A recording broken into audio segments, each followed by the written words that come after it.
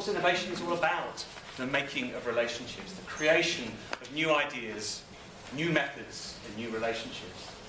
But I'd also like to welcome Uwe Dirksen from Creative Challenge, my partner in this project, to talk a little bit about Creative Challenge. Thank you.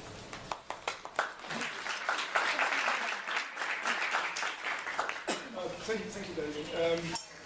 It's great to work with David. Again, welcome to everybody. I've got a few things written down here, but actually I'm going to, because of time, I'm going to leave this. And in a way, it's not really that interesting compared to what we're going to hear later on from our two fantastic guest speakers and our students. So.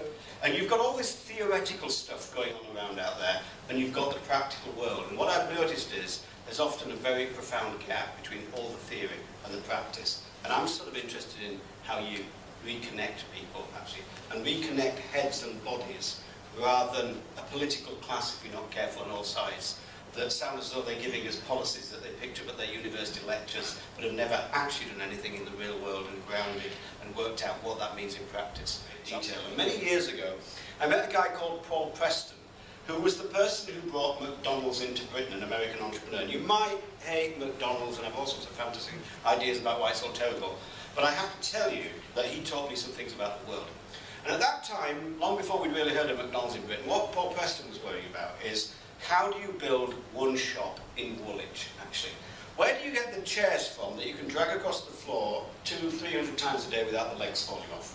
Where are you going to get the tiles from that don't crack by month 8? Where do you get the fresh meat from every day? And how do you make one shop work effectively every time a customer comes in here? How do you make one thing work really well before you build 2,000? Business over the years has taught me as a social entrepreneur quite a lot about that. And yet when I've engaged over the last 30 years nearly with the public sector of all sides, I hear them using words that they picked up at university: social justice, fairness, equality, all these apple pie theories of the world. Who can disagree with it?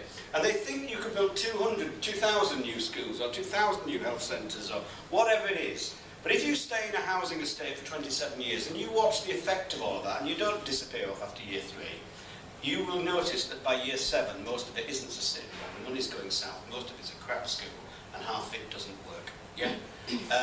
I think business has some things to teach us in the social sector about how you really run things in the real world, and how you begin to really connect theories into the practical lives of ordinary people like my mother and your mother and thousands of other people who don't get this fantasy intellectual world that some of us are in danger of just living in, that never grounds itself in reality. And the expert from social services arrived. And we were quite excited to set up relations, getting passionate about this. And she's very quickly saying, Andrew, you can't do this.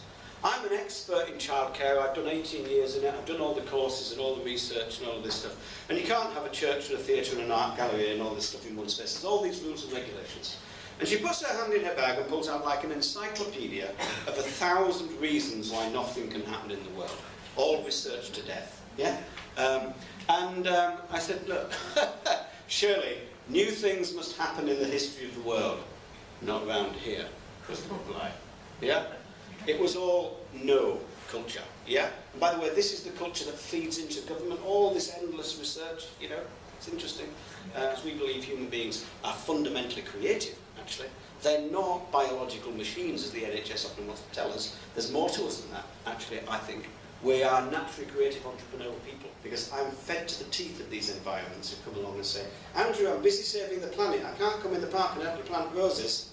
Sorry, I'm not taking your research seriously till you get a shovel and a pick and plant some roses with Karen and learn about the reality of the environment in one place rather than everywhere. It's not been structures, policies, strategy, and all that stuff you get from theorists. It's about being real, practical, hands-on work. And actually, artists, creativity, creatives and entrepreneurs is what the future's about, actually. But let's not live in our heads. Let's live in our heads and our bodies. Thanks. Here's my first challenge. Forget green, think responsible. Because I've seen greenwash all over the world.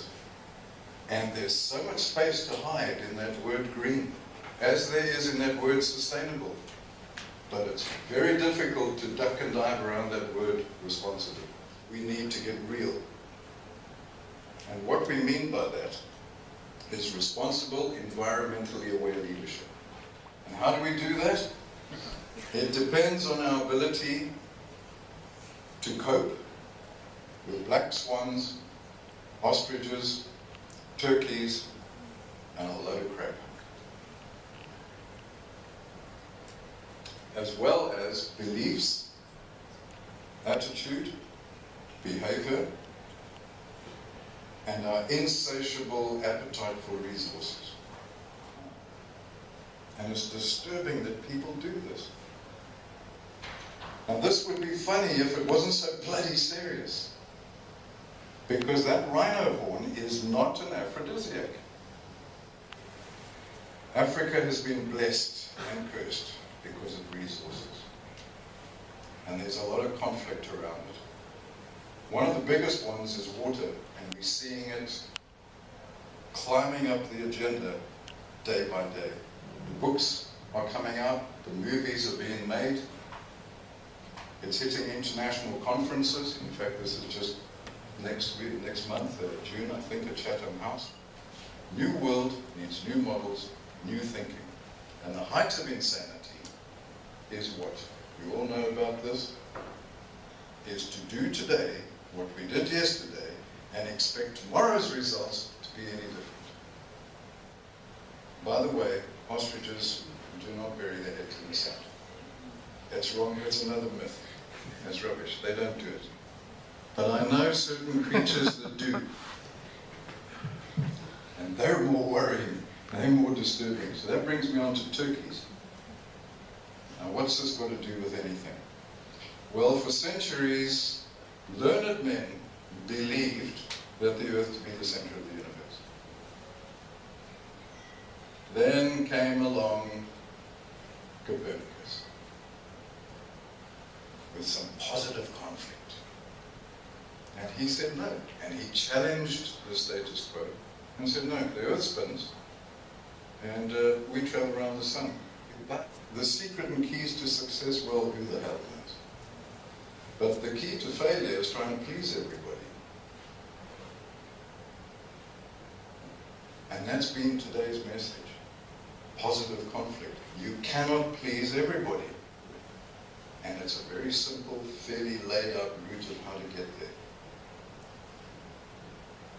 And it's a metaphor that we use in life. Getting an education, starting a business, getting married, having children. This is like climbing a mountain. The routes and models and maps are pretty simple and easy on how you do it. Desert safaris are lifelong learning. Staying in business. Staying happily married. Raising children. And the rules don't apply. Mountain climbing rules don't apply to walking through the desert at all. Our models have come to an end. They're not working anymore. We have to change them. We have to reboot leadership, and we have to reinvent management, and we have to redesign everything. That's great opportunity, but you are going to get opposition. Guaranteed. Persistence to success is what carbon is to steel. Never give up. I have been rejected and ridiculed a gazillion times. He had door after door after door after door slammed in his face, but he persisted. He had passion and he believed in his idea and he knew it would make a difference. And it was sustainable and more responsible, and it would get rid of all those ghastly bloody batteries. It's very, very subtle. And it's powerful. You're dealing with people with big egos, and this is what we're up against. That conflict is up against egos, intangibles, protecting territory. It's a difficult thing to do. Just realize it, that's all. Just accept it for what it is. Just make sure you don't fall into the trap. We've all got an ego. Nothing wrong with it. You've got to have it in order to drive your message home. You have. And we're not going to stop at all. It's time to get real.